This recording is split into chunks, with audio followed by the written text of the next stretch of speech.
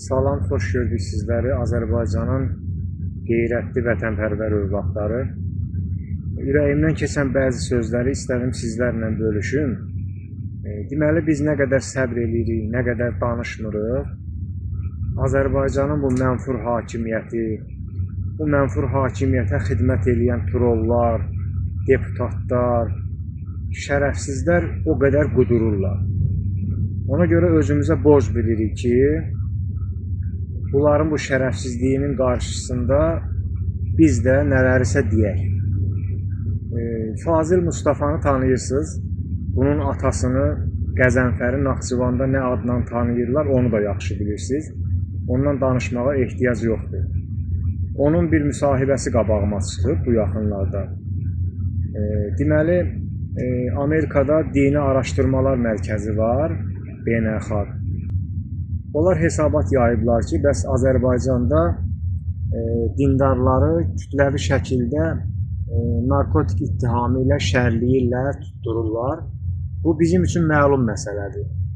Artıq görün nə qədər geniş vüsət alıb ki, Amerikada, Avropada artıq onların da xəbərləri var bu məsələlərdən. Artıq onlar da bilir ki, Bandatdel və digər Azərbaycanın məhkəmə orqanları filan Azərbaycan dindarlarını həbs eləyərkən kütləvi şəkildə qondarma narkotik və yaxud da ki, silah ittihamları ilə ittiham edirlər.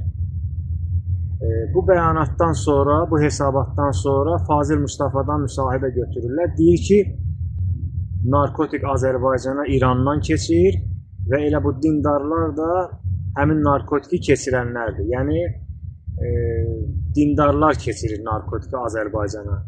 Siz təsəvvür eləyin, görün bunlar nə qədər qudurublar, nə qədər hədlərini aşıblar ki, gördükləri bütün cinayətləri, bütün şərəfsizlikləri hamısını sadə xalq nümayəndələrinin üstünə atırlar. Özləri danışmırlar, özləri öz elədikləri şərəfsizliklərdən danışmırlar, həbs elədikləri siyasi məhbuslardan, fəallardan, müxalifət nümayəndələrindən, dindarlardan və s. danışmırlar. Görün nə qədər qudurublar, nə qədər hədlərini aşıblar ki, artıq açıq şəkildə deyirlər ki, narkotiki Azərbaycana dindarlar keçirir. Yəni, bu Fazil Mustafaya o atılan güllə görünür, yaxşı yerindən dəyməyib. Ona görə bu qudurub, onun dili açılıb yenə də. Yəni, bu şərəfsizlərin, bu cür əclaf insanların, İlham Əliyevə xidmət